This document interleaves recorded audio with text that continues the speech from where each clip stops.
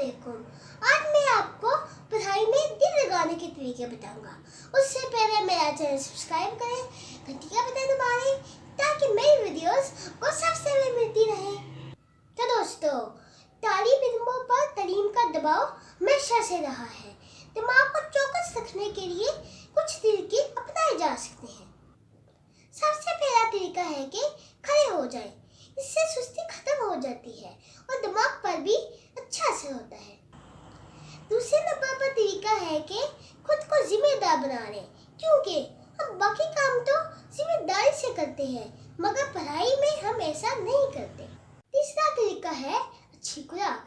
सेब, अखरोट, बादाम, सब्जियां, टमाटर और मछली दिमाग को फायदा देती है।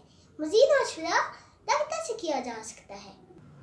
पांचवा तरीका ये है कि जरा आराम कर लें। इंटरनेट पर वक्त ज़ाया करने के बजाय चहलकदमी करें।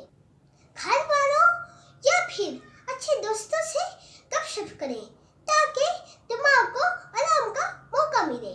छठा तरीका एक्सरसाइज है। एक्सरसाइज भी आपके दिमाग को हल्का फुल्का कर देगी। उम्मीद है आप इन बातों पर अमल करेंगे। मैं तो फ्रेश हो गया हूँ।